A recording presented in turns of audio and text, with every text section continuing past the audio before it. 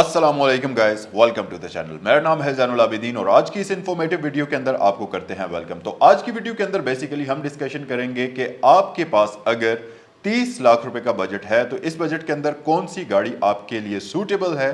तो आज की वीडियो में हम 10 ऐसी गाड़ियों को डिस्कस करेंगे जो कि 30 लाख रुपए के बजट के अंदर अंदर आती हैं और साथ ही साथ आपकी यूजेज के अकॉर्डिंगली जो गाड़ी आपके लिए सबसे फिट बैठती है वो भी आपको बताएंगे और इसके साथ साथ इन गाड़ियों के प्रोज और कॉन्स भी डिस्कस करेंगे जो आज की वीडियो में हम आपके सामने पेश करेंगे। अगर आप कार लवर हैं तो मेरे चैनल को सब्सक्राइब कर लीजिए। और एक और चीज़ के सबसे पहले तो मैं आपसे माजरत करना चाहता हूं, पिछले कई दिनों से इस तरह की वीडियोस इन्फॉर्मेटिव वीडियोस आपके लिए मैं नहीं ला सका। उसकी वजह यह थी कि कॉन्टीन्यूसली ट्रैवलिंग चल रही थी जिसकी वजह से ये वीडियोस शूट करना पॉसिबल नहीं था। अब यहाँ से आगे हम इंशाल्लाह कोशिश करेंगे कि वीक में आपके लिए 2 से 3 इस तरह की रेगुलर वीडियोस आती रहें। चलें आज की वीडियो को हम स्टार्ट करते हैं। अगर आप 30 लाख रुपए के बजट के अंदर गाड़ी खरीदने का सोच रहे हैं बिल्कुल फौरन से अभी या कुछ अरसे के बाद, तो इस वीडियो को मुकम्मल एंड तक देखिएगा क्योंकि मुमकिन है कि इस वीडियो में जो गाड़ी आपके माइंड में है जो आप खरीदने का सोच रहे हैं उसके बारे में भी मैं जिक्र करूं और उसके प्रोज कॉन्स डिस्कस भी किए जाएंगे, तो आपको तमाम तरह इंफॉर्मेशन डिटेल से इस वीडियो के अंदर दी जाएगी। अगर अभी तक आपने मेरे चैनल को सब्सक्राइब नहीं किया तो सब्सक्राइब कर लें और अगर आपके फ्रेंड्स और फैमिली में कोई भी इस बजट के अंदर गाड़ी खरीदने का सोच रहा है तो इस वीडियो को उसके साथ जरूर शेयर करिएगा। Let's get started. तो गाइज लिस्ट इस वक्त मेरे बिल्कुल सामने पड़ी है और वैसे मैंने आपको इस वीडियो के इंट्रो में ये बताया था कि हम 10 गाड़ियां डिस्कस करेंगे, लेकिन यहाँ मौजूद लिस्ट को देख के ऐसा लगता है कि ये तादाद थोड़ी सी ज़्यादा भी हो सकती है। थोड़ा सा जम के बैठिएगा और वीडियो को लास्ट तक देखिएगा। और 3 मिलियन के बजट में आज की वीडियो में जो हमारी सबसे पहली गाड़ी आती है, बेसिकली हम सबसे लो कैटेगरी से स्टार्ट करेंगे, फिर ऊपर ऊपर ऊपर जाते जाएंगे। तो हम स्टार्ट करते हैं हैचबैक से और हैचबैक कैटेगरी के अंदर 660 सीसी में जो गाड़ियां आती हैं सबसे पहले हम उनको डिस्कस कर लेते हैं। तो सबसे पहले नंबर पर हमारे पास जो गाड़ी आती है वो है Daihatsu Mira. It's a wonderful vehicle. अगर आपने सिटी ड्राइविंग के लिए छोटी गाड़ी लेनी है, कम खर्चे वाली गाड़ी लेनी है, तो डायहात्सु मीरा एक बहुत ही शानदार किस्म का ऑप्शन है। और 30 लाख रुपए के बजट में आपको ये 2017, 2018, 2019 इन तीन में से कोई भी मॉडल मिल सकता है। डिपेंड करता है गाड़ी की कंडीशन कैसी है, उसके माइलेज कितने हैं। खूबियों की अगर बात करें तो डायहात्सु मीरा एक ऐसी व्हीकल है जिससे आप पूरी दुनिया में अगर मीरा की बात करें तो ये जानी जाती है अपनी एफिशिएंट फ्यूल एवरेज की वजह से। और कंपनी के क्लेम के मुताबिक ये गाड़ी आपको 30 से 35 किलोमीटर टू अ लीटर की जबरदस्त किस्म की फ्यूल एवरेज देने की सलाहियत रखती है। लेकिन मेरे ख्याल से पाकिस्तानी एरियाज में अगर आप इस गाड़ी को चलाते हैं तो रफली 25 से 27 की एवरेज तो कहीं भी नहीं गई हुई। तो फ्यूल एवरेज इसका सबसे बड़ा और सबसे ह्यूज किस्म का प्लस पॉइंट है। फिर दूसरी अच्छी बात इस गाड़ी की ये है कि क्योंकि ये कॉम्पैक्ट साइज की व्हीकल है तो आप इसको शहर में, गलियों में, इधर उधर कहीं भी लेकर चले जाएं, आपको बिल्कुल भी मनूवर करते हुए इस गाड़ी को कोई भी मसला नहीं होगा। तीसरी अच्छी बात यह है कि इस गाड़ी का इंटीरियर डैशबोर्ड बहुत ज़्यादा खूबसूरत है और सबसे मेन चीज़ कि गाड़ी का कैबिन बहुत ज़्यादा स्पेशियस है। आपको रियर पैसेंजर्स की लेग स्पेस काफ़ी अच्छी मिलती है और फ्रंट पर आपको काफ़ी स्पेशियस स्पेस मिलती है, तो उस लिहाज से ये बड़ी अच्छी गाड़ी है। नेक्स्ट अच्छी चीज़ इस गाड़ी की यह है कि इस गाड़ी की राइड बहुत ही ज़्यादा कंफर्टेबल है क्योंकि यस ये जैपनीज व्हीकल है तो एक कंफर्टेबल किस्म की राइड के साथ ये गाड़ी आती है। और साथ ही साथ गाड़ी के एक्सटीरियर की लुक्स भी काफ़ी ज़्यादा खूबसूरत हैं। बुरी चीज़ों में मेरे ख्याल में जो सबसे ज़्यादा बुरी चीज़ इस गाड़ी की है वो ये है कि क्योंकि जैपनीज़ गाड़ी है तो लो ग्राउंड क्लियरेंस के साथ आती है और जब आप 5 बंदे इस गाड़ी में बैठकर सफ़र करते हैं तो फिर मुमकिन है कि ये गाड़ी जगह जगह पर नीचे से टकराएगी अगर बम्पी रोड्स पर आप इसको ड्राइव करते हैं। मेरे ख्याल में इस गाड़ी के तमाम तर जितने भी अच्छी चीज़ें हैं उनमें से जो अगर हम बुरी चीज़ों को निकालें तो सबसे मेन इसका जो कौन है वो यही है कि ये गाड़ी नीचे से टकराती है। बाकी इसमें ऐसा कोई ख़ास फॉल्ट है नहीं। पार्ट्स वगैरह इजीली मिल जाते हैं, सस्ते मिल जाते हैं। यूज्ड कार मार्केट्स अगर आप चाहे सुल्तान चले जाएं, रावलपिंडी में, लाहौर में बिलालगंज चले जाएं, इसी तरह डिफरेंट जगहों पर आपको इसके यूज्ड पार्ट्स आराम से मिल जाते हैं। अच्छा, इस बजट के अंदर जो हमारी 660 सीसी कैटेगरी के अंदर नेक्स्ट गाड़ी है वो सुजुकी ऑल्टो है। अब सुजुकी ऑल्टो के अंदर आपको 30 लाख रुपए के बजट में पाकिस्तानी भी मिल सकती है। पाकिस्तानी में आपको ऑटोमेटिक मिलेगी अगर आप यूज्ड व्हीकल ले रहे हैं, यानी कि AGS VXL जो मिलती है टॉप ऑफ द लाइन। और अगर आप जैपनीज़ में लेते हैं तो फिर जैपनीज़ में आपको 2017 से 18-19 का मॉडल कोई भी इस बजट के अंदर मिल सकता है, यूज्ड व्हीकल आपको मिलेगी। अब दो यहाँ पर आपके पास ऑप्शंस हैं। जैपनीज़ में आपको CVT ट्रांसमिशन के साथ गाड़ी मिलेगी, जबकि पाकिस्तानी में ऑटो गियर शिफ्ट टेक्नोलॉजी के साथ गाड़ी मिलेगी। दोनों ही के अपने फायदे हैं, दोनों ही के अपने नुकसानात हैं। अच्छी और बुरी चीज़ों की बात करें तो जापानीज़ गाड़ी को अगर हम पाकिस्तानी के साथ कंपेयर करें तो जापानीज़ गाड़ी ज़्यादा फ्यूल एफिशिएंट है पाकिस्तानी वाली गाड़ी की निस्बत। फिर दूसरी बात यह कि जापानीज़ गाड़ी थोड़ी सी ज़्यादा कंफर्टेबल राइड आपको ऑफर करती है और जापानीज़ गाड़ी के अंदर फीचर्स आपको पाकिस्तानी वाली की निस्बत ज़्यादा मिलते हैं, जैसा कि हीटेड सीट्स मिलेंगी, उसमें आपको सीवीटी ट्रांसमिशन मिलेगी, कई गाड़ियों में आपको ऑटो ब्रेकिंग वाला वो जो एडॉप्टिव फीचर होता है ऑटो ब्रेक असिस्ट का, वो भी मिल सकता है। डिपेंड करता है कि आप किस तरह की गाड़ी खरीदते हैं। जबकि on the other hand Pakistani गाड़ी में आपको इस तरह के कोई भी फीचर्स नहीं मिलेंगे, लेकिन पाकिस्तानी गाड़ी में भी कुछ अच्छी चीज़ें हैं, जिनमें से सबसे पहला तो ये कि आपको पाकिस्तानी गाड़ी मिलेगी वारंटी के साथ। तो यस, पाकिस्तानी गाड़ी में आपको एक तो वारंटी वाला एस्पेक्ट कंप्लीटली फुल मिलेगा, तो आपको वो घबराने की ज़रूरत नहीं है। जापानीज़ में आपको वो नहीं मिलता। फिर दूसरी बात ये कि जो जापानीज़ गाड़ी होती है उसका इंजन एफिशिएंट तो होता है, पावर भी ज़्यादा प्रोड्यूस करता है, लेकिन उसकी लाइफ कम होती है। जबकि पाकिस्तानी गाड़ी के इंजन की लाइफ ज़्यादा होती है, क्योंकि उसको लिमिट किया गया है लो रेव करने पर और एक लिमिटेड हॉर्स पावर्स और टॉर्क बनाने पर, जिसकी वजह से उस इंजन की लाइफ आम वाले जापानीज़ इंजन से थोड़ी सी ज़्यादा दुगनी हो जाती है। तो एक चीज़ तो ये पाकिस्तानी में आपको मिलेगी। फिर दूसरी बात ये कि क्योंकि जापानीज़ गाड़ी लो ग्राउंड क्लियरेंस के साथ आती है, जबकि पाकिस्तानी गाड़ी में आपको बहुत अच्छी और डिसेंट ग्राउंड क्लियरेंस मिलती है। तो पाकिस्तानी गाड़ी में अगर आप 5 बंदे बैठकर बम्पी रोड्स पर भी सफर करते हैं तो गाड़ी टकराएगी नहीं, जबकि जापानीज़ गाड़ी में आपको जगह जगह पर गाड़ी के टकराने का प्रॉब्लम हो सकता है।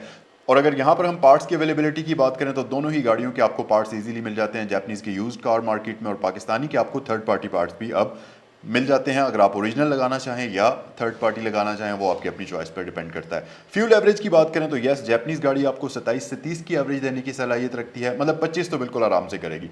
ऑन दी अदर हैंड जो पाकिस्तानी वाली है वो आपको 20 से 25 की एवरेज देने की सलाहियत रखती है।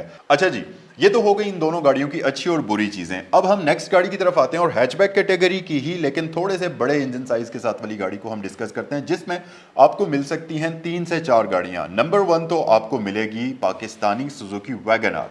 नंबर 2, इसमें जापानीज ऑप्शन भी आपको मिल सकता है। नंबर 2, जापानीज में आपको मिल सकती है टोयोटा पासो या डायहात्सु बून।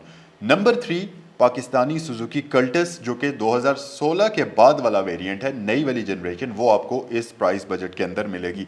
अब तीनों ही गाड़ियों की कुछ अच्छी चीज़ें हैं, कुछ बुरी चीज़ें हैं। सबसे पहले तो हम जापानीज गाड़ी को लेते हैं, जो कि है टोयोटा पासो या डायहात्सु बून। इस गाड़ी की अच्छी बातें ये हैं कि ये गाड़ी बहुत ही ज़्यादा कंफर्टेबल है, बहुत ही ज़्यादा स्पेशियस कैबिन आपको ऑफर करती है और इसकी सीट्स तो अमेजिंग किस्म की होती हैं। इसके साथ साथ क्योंकि ये सीवीटी ट्रांसमिशन के साथ आती है तो गाड़ी की राइड सुपर स्मूथ होती है। सस्पेंशन इस गाड़ी की कमाल की होती है टोयोटा पासो बून की। और दूसरी बात यह कि इसका कैबिन इतना ज़्यादा खुला होता है कि आपको लगेगा कि यार ये गाड़ी 1000 सीसी इंजन वाली हो ही नहीं सकती, इतनी ज़्यादा स्पेशियस कैबिन के साथ आती है। और उसमें क्योंकि पार्टीशन लेस सीट आपको फ्रंट पर मिलती है तो फ्रंट पर आप बहुत ही आराम से इसमें सफ़र कर सकते हैं। फिर एक और इस गाड़ी की अच्छी चीज़ ये है कि ये गाड़ी बहुत ही ज़्यादा फ्यूल एफिशिएंट है, तो आराम से 17 से 19 की फ्यूल एवरेज ये गाड़ी आपको देने की सलाहियत रखती है बगैर किसी मसले के। अच्छा जी, पासो की अच्छी बातों के साथ साथ एक सबसे बुरी बात इस गाड़ी की ये है, और ये इसका इंतहाई बड़ा प्रॉब्लम है, वो ये कि ये गाड़ी बहुत ही ज़्यादा लो ग्राउंड क्लियरेंस के साथ आती है। ना सिर्फ इसकी ग्राउंड क्लियरेंस बहुत ज़्यादा लो होती है, बल्कि इसके साथ साथ इस गाड़ी की सस्पेंशन भी इंतहाई सॉफ्ट होती है, जिसकी वजह से अगर आप इस गाड़ी को 4 बंदे बैठकर या 5 बंदे बैठकर ड्राइव करते हैं तो मुमकिन है 100% चांसेस हैं कि ये गाड़ी नीचे से रोड पर टकराएगी ही टकराएगी। बाकी इस गाड़ी में कोई भी ऐसी बुरी चीज़ नहीं है, हर एक चीज़ इजीली अवेलेबल है। हाँ, एक और चीज़ इसमें प्रॉब्लम हो सकता है कि इन गाड़ियों के अंदर आपको 3 सिलेंडर इंजन मिलता है, जो कि बहुत ही ज़्यादा रिलायबल किस्म का इंजन नहीं समझा जाता। एक फ्रेजाइल सा इंजन होता है, जिसको रफली एक ये कॉमन माइंडसेट है कि लाख किलोमीटर चलने के बाद आपको वैसे भी इसका इंजन चेंज करवा लेना चाहिए। सो नेक्स्ट प्रोडक्ट की अगर बात करें तो ये आ जाती है सुजुकी कल्टस। इस गाड़ी की अच्छी चीज़ों में से एक ये है कि ये गाड़ी आपको एक तो बहुत ज़्यादा फ्यूल एफिशिएंट है, फिर दूसरी बात ये कि पार्ट्स की अवेलेबिलिटी का कोई भी प्रॉब्लम नहीं होगा, और यस, क्योंकि पाकिस्तानी प्रोडक्ट है तो रिलायबिलिटी के मामले में भी ये गाड़ी आपको तंग नहीं करेगी। बुरी चीज़ों की अगर बात करें तो सबसे पहली इस गाड़ी की बुरी चीज़ ये है कि इस गाड़ी का इंटीरियर बहुत ही ज़्यादा बेसिक है, मतलब बेसिक से भी बेसिक है। पूरी गाड़ी के अंदर ब्लैक प्लास्टिक यूज़ हुई है जगह जगह पर, और आपको ऐसा लगेगा कि यार ये मैंने क्या ख़रीद लिया है। ये एक फैक्ट इसमें आपको मिलेगा ही मिलेगा। फिर दूसरी बात ये कि इस गाड़ी के अंदर बेसिक चीज़ें जैसा कि 12 वोल्ट का चार्जर भी आपको नहीं दिया गया, तो वो एक बड़ा हेडेक है, ख़ासतौर पर अगर आपने अपनी गाड़ी के अंदर कॉन्स्टेंटली ट्रैवल करना होता है और आपको चार्ज भी करनी होती है डिवाइसेस, तो उस सूरत में आपको अपना पावर बैंक हर वक्त चार्ज रखना पड़ेगा और साथ लेकर घूमना पड़ेगा, क्योंकि गाड़ी के अंदर किसी भी किस्म का पावर आउटलेट मौजूद है ही नहीं। तो ये चीज़ आप एक कंसिडर करिएगा। फिर दूसरी बात ये कि लुक्स इस गाड़ी की थोड़ी सी आउटडेटेड हो गई हैं, तो ये कुछ अच्छी और कुछ बुरी चीज़ें हैं। और एक अच्छी चीज़ ये भी है कि फ्यूल एवरेज इस गाड़ी की बहुत अच्छी है, तो आपको ये गाड़ी आराम से 17 से 18-19 की एवरेज देने की सलाहियत रखती है। डिपेंड करता है आप इस गाड़ी को किस तरीके से ड्राइव करते हैं। ओके जी, कल्टस के बाद एक और बहुत ही नाइस किस्म की व्हीकल है। अगर मेरे पास 30 लाख रुपए का बजट हो और मैंने 1000 सीसी के इंजन वाली 1000 सीसी इंजन वाली एक हैचबैक लेनी हो, तो मैं इन तमाम गाड़ियों में से इस गाड़ी को प्रेफर करूंगा और उसका रीजन भी मैं आपको बताऊंगा। और वो गाड़ी है किया पिकेंटो। अच्छा, पिकेंटो ऐसी गाड़ी है जो कि अभी इससे पहले मैंने 2-3 जिन गाड़ियों का जिक्र किया है उन सब में सबसे ज़्यादा सुपीरियर गाड़ी है। कुछ बातों में, कुछ बातें इस गाड़ी की बुरी भी हैं, कुछ बातों में ये गाड़ी बहुत ज़्यादा अच्छी है। जैसा कि गाड़ी एक ऑब्वियसली ब्रांड न्यू प्रोडक्ट आपको मिलेगा, ज़्यादा से ज़्यादा 1 साल 2 साल पुरानी व्हीकल आपको मिलेगी। तो अगर हम पिकेंटो के मॉडल की बात करें तो रफली 2022 से 2023 का मॉडल आपको 3 मिलियन के बजट के अंदर आराम सुकून से मिल जाना चाहिए। अच्छा, अच्छी चीज़ों की बात करें तो गाड़ी की लुक्स बहुत ज़्यादा मॉडर्न है, इंटीरियर बिल्कुल भी आउटडेटेड नहीं लगता, इंटीरियर गाड़ी का बहुत ज़्यादा मॉडर्न है। फिर दूसरी बात ये कि क्योंकि ब्रांड न्यू व्हीकल होगी तो आपको चलाने में भी मसला नहीं होगा, रखने में भी मसला नहीं होगा और लंबे अरसे तक इस गाड़ी को आप यूज़ कर सकते हैं। अच्छा, ये तो है इस गाड़ी की कुछ अच्छी चीज़ें, और एक अच्छी चीज़ ये भी है कि ये गाड़ी बहुत ही ज़्यादा कंफर्टेबल और बहुत ही ज़्यादा मज़ेदार किस्म की राइड आपको ऑफर करती है। बुरी चीज़ों की बात करते चलें तो सबसे पहली बुरी चीज़ ये है कि अगर आप 5 बंदों के साथ सफ़र कर रहे हैं तो इस गाड़ी की रियर पैसेंजर्स की लेग स्पेस इतनी ज़्यादा अच्छी नहीं है जितनी कि पासो वगैरह की आपको मिलती है। पासो के मुकाबले में इसकी लेग स्पेस बहुत ही ज़्यादा कम है। तो एक तो इसकी बुरी चीज़ ये होगी। फिर दूसरी बात ये कि यस, ये भी गाड़ी लो ग्राउंड क्लियरेंस के साथ आती है, तो अगर आप 5 बंदे इसमें बैठकर सफ़र करते हैं तो मुमकिन है कि ये गाड़ी टकरा सकती है। जैपनीज़ गाड़ियों की तरह नहीं है, उनसे कदरे बेहतर है, लेकिन मुमकिन है कि ये गाड़ी टकरा सकती है नीचे से। अच्छा, नेक्स्ट जो इस गाड़ी की बुरी चीज़ है वो इसकी फ्यूल एवरेज है। तो अगर आप ऑटोमेटिक ट्रांसमिशन के साथ गाड़ी लेते हैं तो ये गाड़ी आपको 12 से 14 की एवरेज देगी, जबकि मैनुअल वाली 15 से 16 की एवरेज आपको देगी। तो ये बात याद रखिएगा कि लोगों ने इस गाड़ी को फ्यूल एवरेज के मामले में कोई बहुत ज़्यादा पसंद नहीं किया, तो एवरेज इसकी उतनी अच्छी नहीं है जितनी कि हम सोच रहे होंगे कि यार 1000 सीसी की हैचबैक व्हीकल है तो आराम से 17-18 करती होगी। तो ऐसा सीन इस गाड़ी का नहीं है। लेकिन ख़रीदने की वजह यह है कि प्रोडक्ट बिल्कुल नया है। डेट्स के लिहाज से अगर आप उस गाड़ी की एज देखें तो ये बिल्कुल मॉडर्न व्हीकल है और तमाम गाड़ियाँ जिनका भी मैंने जिक्र किया उन सब में सबसे खूबसूरत और सबसे नया प्रोडक्ट है। तो इस वजह से ये इस बजट के अंदर एक बहुत ही अच्छी ऑप्शन हो सकती है। अच्छा गाइस, अब हम थोड़ा सा और लेवल अप करते हैं और अब हम आते हैं सेडान्स की तरफ। 30 लाख रुपए के बजट में आपको कौन कौन सी सेडान्स मिलनी चाहिए। सबसे पहली गाड़ी जो है वो हम होंडा की तरफ से डिस्कस करेंगे और वो है होंडा सिटी। होंडा सिटी आपको 30 लाख रुपए के बजट में आराम से मिल जाएगी और अगर मॉडल की बात करें तो 2014, 2015, 2016, तो ये 3 मॉडल्स आपको इस प्राइस बजट के अंदर मिल सकते हैं 30 लाख रुपए के अंदर। अगर अच्छी चीज़ों की बात करें तो रिलायबल किस्म की व्हीकल है, पार्ट्स का आपको कोई भी मसला नहीं होगा, गुड लुकिंग व्हीकल है और इसके साथ साथ फ्यूल एवरेज भी इस गाड़ी की बहुत अच्छी है। सेडान होने के साथ साथ ये गाड़ी आपको 14 से 16 की एवरेज आराम से प्रोवाइड करने की सलाहियत रखती है और अगर आप मैनुअल ट्रांसमिशन चलाते हैं तो फिर तो आपको ये 17 की भी एवरेज लॉन्ग पर दे सकती है। सो यस, और इसके साथ साथ गाड़ी के अंदर एक पावरफुल किस्म का इंजन आता है, तो गाड़ी आपको हाईवे पर कहीं भी लॉन्ग ट्रैवल के ऊपर कभी भी आपको अंडर पावर फील नहीं कराती। ये तो हो गई इस गाड़ी की अच्छी चीज़ें। बुरी चीज़ों की अगर बात करें तो यस, क्योंकि आपको गाड़ी थोड़ा सा ओल्ड मॉडल मिलेगा तो मुमकिन है कि ये गाड़ी आपको स्लाइटली बाकी गाड़ियों से ज़्यादा यूज्ड मिल सकती है। कंडीशन इसकी थोड़ी सी ज़्यादा बुरी हो सकती है जिसको आपको हाथ के नीचे सेट करने में भी थोड़ा सा ऊपर खर्चा करना पड़ सकता है। इसके साथ साथ इस गाड़ी की एक बुरी चीज़ ये भी है कि इस गाड़ी का इंटीरियर बिल्कुल बेसिक सा होता है, मतलब इसमें कोई भी इस तरह की आपको इम्यूनिटी नहीं मिलती या इंटीरियर बहुत ज़्यादा खूबसूरत नहीं होता। लेकिन अच्छी बात यह कि इसमें इंटीरियर काफ़ी स्पीशियस आता है और दूसरी बात यह कि डिग्गी वाली फुल सेडान है, तो यस, इसको चलाते हुए आपको बिल्कुल भी कोई प्रॉब्लम नहीं होगी। इससे पहले कि हम सेडान्स के सेगमेंट में मजीद आगे बढ़ें, हमारे इस वीडियो के अंदर एक और हैचबैक एग्जिस्ट करती है जो कि बेसिकली सेडान और हैचबैक का आपस में एक मिक्सचर सा समझा जाता है और अक्सर लोग जो स्मॉल साइज़ की सेडान ख़रीदते हैं वो अक्सर इस गाड़ी के ऊपर भी शिफ्ट कर जाते हैं क्योंकि ये एक ठीक ठाक खुली व्हीकल है और सबसे बड़ा फ़ायदा इस गाड़ी का ये है कि ये हाइब्रिड इंजन के साथ आती है। तो मेरे ख्याल से हमारे इस पूरी वीडियो के अंदर ये वाहिद एक ऐसी गाड़ी होगी जो हाइब्रिड इंजन के साथ इस बजट के अंदर मिलती है और रिलायबल गाड़ी भी है, और गाड़ी है Toyota aqua. Yes, Toyota aqua आपको 30 से मतलब 30 लाख से लेकर 31-32 लाख के बजट में बिल्कुल आराम से मिल सकती है। 2014, 15, 16 का मॉडल, 16 का मुश्किल है लेकिन 14-15 का मॉडल आपको आराम से इस बजट के अंदर मिल जाएगा। अच्छी चीज़ों की बात करते हैं। सबसे बड़ी अच्छी चीज़ तो इस गाड़ी की ये है कि ये गाड़ी है तो बेसिकली सेडान साइज़ की, यानी कि ये कल्टस और पिकांटो से बड़ी है, तकरीबन सिटी के साइज़ की गाड़ी है। लेकिन क्योंकि इसकी डिग्गी हैचबैक स्टाइल के अंदर आती है तो उसमें और ज़्यादा प्रैक्टिकल भी ये हो जाती है। और ओवरऑल इस गाड़ी का जो साइज है वो तकरीबन सिटी जितना है, या सिटी से थोड़ा सा ज़्यादा खुला भी आप इसको कह सकते हैं। तो इंटीरियर इंतहाई स्पीशियस है और गाड़ी की ड्राइव तकरीबन बड़ी गाड़ियों वाली ही आपको मिलती है। लेकिन इन सारी खूबियों के साथ साथ इस गाड़ी की जो फ्यूल एवरेज है वो 660 सीसी इंजन वाली गाड़ी की भी आपको मिल सकती है। तो ये गाड़ी आपको आराम से 22 से 25 किलोमीटर टू अ लीटर की फ्यूल एवरेज देने की सलाहियत रखती है विद इन अ सिटी, अगर आप इसको शहर के अंदर ड्राइव करते हैं। फिर दूसरी बात यह कि इंजन गाड़ी का बड़ा है, पावरफुल व्हीकल है, और क्योंकि जैपनीज व्हीकल है तो बड़ी ही कंफर्टेबल राइडिंग स्टाइल के साथ ये गाड़ी आती है। फिर एक और चीज़ इसकी अच्छी है वो ये कि गाड़ी इंतहाई रिलायबल किस्म की व्हीकल है, और क्योंकि इसके अंदर 1500 सीसी का इंजन होता है तो गाड़ी बिल्कुल भी आपको अंडर पावर नहीं लगती। अब हम आते हैं बुरी चीज़ों की तरफ। तो सबसे पहला नुकसान तो इस गाड़ी का ये है कि जैपनीज व्हीकल है तो लो ग्राउंड क्लियरेंस है और 5 बंदों के साथ गाड़ी नीचे से लगती है। फिर दूसरी बुरी बात इस गाड़ी की ये है कि गाड़ी क्योंकि आपको काफ़ी पुराना मॉडल मिलेगी, रफली आपको 10 साल पुराना, 9 साल पुराना मॉडल मिल सकता है, तो जिसकी वजह से हो सकता है कि आपको इसकी हाइब्रिड बैटरीज को रिप्लेस करना पड़ जाए, क्योंकि इतनी पुरानी गाड़ी में अक्सर यही प्रॉब्लम होती है कि हाइब्रिड बैटरीज उसकी बिल्कुल ख़त्म हो जाती हैं या कुछ सेल्स उसके डैमेज हो जाते हैं, जिसकी वजह से लोग कोशिश करते हैं कि बजाय 2-3 लाख रुपए लगाकर रिप्लेस की जाए, गाड़ी को ही सेल कर दें और फिर किसी और गाड़ी पर शिफ्ट कर दें। तो अक्सर ऐसा होता है कि इस बजट के अंदर जो आपको हाइब्रिड एक्वा मिलेगी उसकी बैटरीज का और उसके एबीएस का प्रॉब्लम हो सकता है। तो ये एक बात आप माइंड में रखिएगा। लेकिन क्योंकि इसके पार्ट्स यूज्ड कार मार्केट से बिल्कुल आराम से मिल जाते हैं तो वो आपको प्रॉब्लम नहीं होगा कि एबीएस इसका रिपेयर नहीं होगा। लेकिन यस, उसके ऊपर आपको खर्चा जरूर करना पड़ेगा। सो यस, ये थी इस गाड़ी की अच्छी चीजें और कुछ बुरी चीजें। अच्छा, इस प्राइस बजट के अंदर नेक्स्ट जो दो गाड़ियां हमारी इस वीडियो में आती हैं वो होंडा की तरफ से हैं, और होंडा के दो फ्लैगशिप प्रोडक्ट्स हैं, Honda civic. Yes, Honda civic के दो वेरिएंट्स आपको, दो जनरेशन्स बेसिकली इस प्राइस बजट के अंदर आपको मिल सकती हैं। अगर आप 2012 तक की बहुत अच्छी हालत के अंदर गाड़ी खरीदें तो आपको 8th जनरेशन की सिविक मिलेगी, यानी कि सिविक रिबॉन।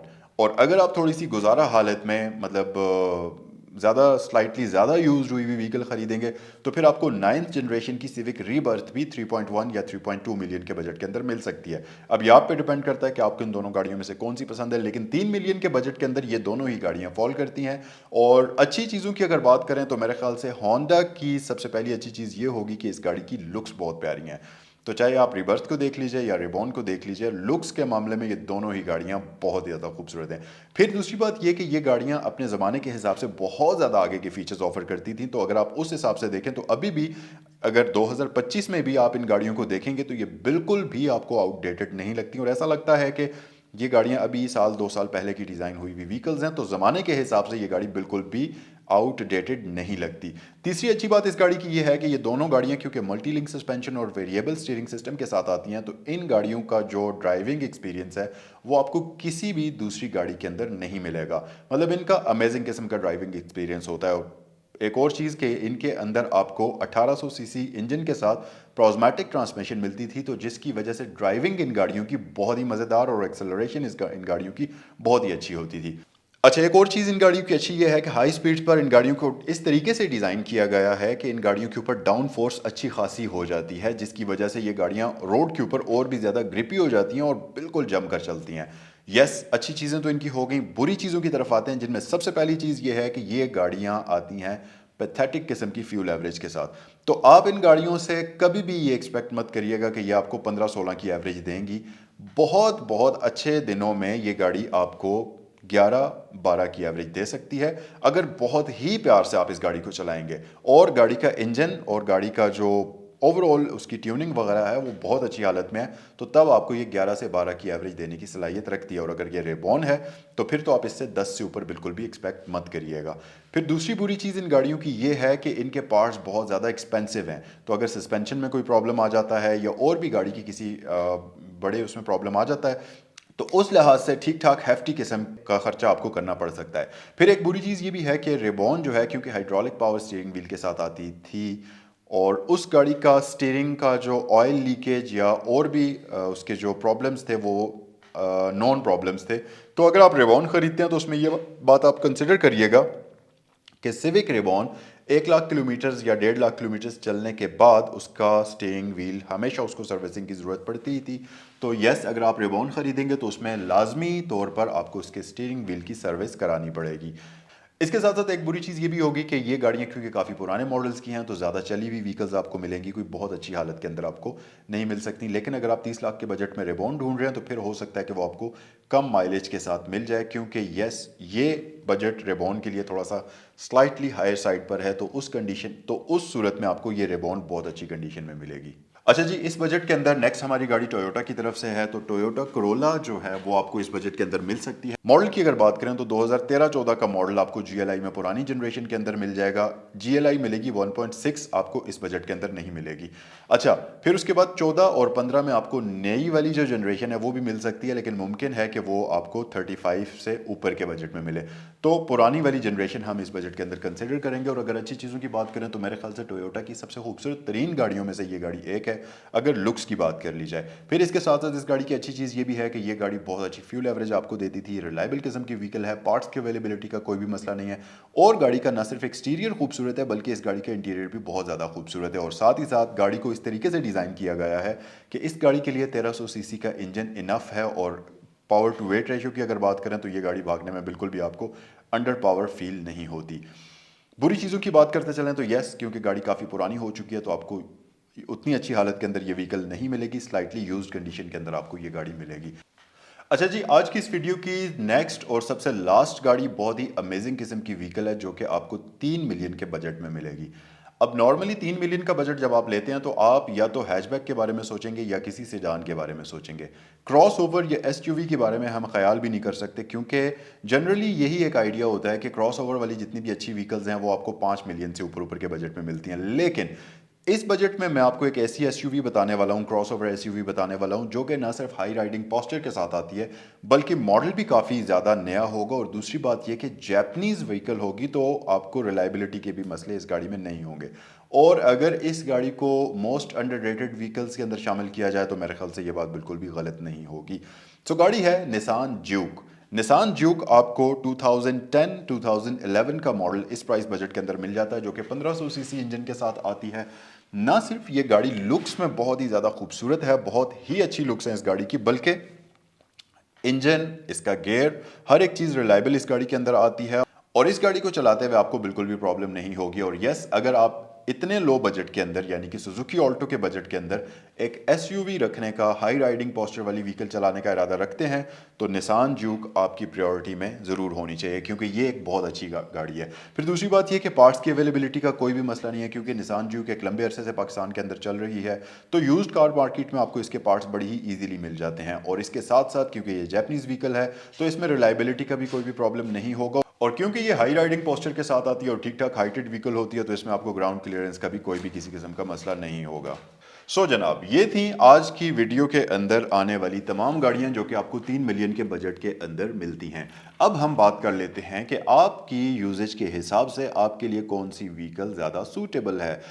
तो हम बात कर लेते हैं सबसे पहले आने वाली गाड़ियों में, जिसमें 660 सीसी इंजन वाली गाड़ियां शामिल हैं। तो अगर आप एक ऐसे बंदे हैं जिसके ज़्यादातर ड्राइविंग सिटी के अंदर होती है, आपने रश एरियाज में ड्राइव करना होता है और ड्राइविंग भी ज़्यादा करनी होती है और साथ ही आपको फ्यूल एफिशिएंट व्हीकल भी चाहिए लेकिन कैबिन आपको खुला चाहिए, तो उस सूरत में आपको या तो डायहात्सो मीरा खरीदनी चाहिए या सुजुकी ऑल्टो खरीदनी चाहिए, या 30 लाख रुपए के बजट के अंदर जैपनीज 660 सीसी और भी बहुत सारी व्हीकल्स आती हैं, उनमें से कोई भी एक लेनी चाहिए, जिसमें आपको निसान डेज भी मिल सकती है। निसान डेज भी एक बहुत अच्छा ऑप्शन है इस बजट के अंदर। तो यस, अगर आप इस तरह के बंदे हैं जिसको पावर का कोई भी मसला नहीं है लेकिन गाड़ी स्पीशियस चाहिए, तमाम तर फीचर्स पूरे चाहिए, फ्यूल एफिशिएंट चाहिए, तो आपके लिए 660 सीसी इंजन वाली गाड़ियां ज़्यादा बेस्ट हैं, जिनमें ऑल्टो है, डायहात्सो मीरा है, निसान डेज है, ये सब गाड़ियां शामिल हैं। लेकिन उसके साथ साथ अगर आपको एक ऐसी गाड़ी चाहिए जो अपने शहर के साथ साथ ज़्यादातर लॉन्ग डिस्टेंस पर भी उसको लेकर जाना होता है और हाईवेज़ पर आपको थोड़ा सा ज़्यादा पावरफुल गाड़ी चाहिए, तो फिर आपको जो दूसरे नंबर पे हमने गाड़ियां डिस्कस की थी जिसमें टोयोटा पासो आ जाती है, सुजुकी कल्टस आ जाती है, किया की पिकेंटो आ जाती है, ये सारी गाड़ियां हैं। तो सेकंड नंबर पर अगर आपकी प्रायोरिटी है और फ्यूल एफिशिएंट व्हीकल भी आपको चाहिए तो फिर आपको ये वाली गाड़ी लेनी चाहिए, क्योंकि ये एक ऐसी गाड़ी है जो कि बेसिकली हाईवे और सिटी ट्रैफिक दोनों ही के लिए एक परफेक्ट कॉम्बिनेशन है।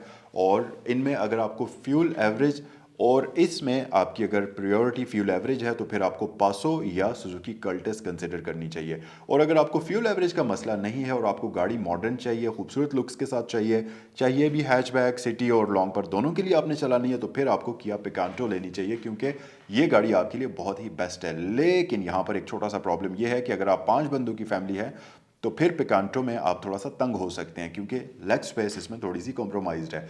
तो अगर आप 2 बंदों के लिए एक खूबसूरत गुड लुकिंग व्हीकल लेकिन फ्यूल एवरेज का मसला नहीं है, ऐसी गाड़ी ढूंढ रहे हैं, तो फिर आपको पिकांटो खरीदनी चाहिए। वैसे 4 बंदों के लिए भी पिकांटो ठीक है, लेकिन उतनी ज़्यादा स्पीशियस नहीं है, इसका रियर कैबिन जो है वो थोड़ा सा कम है।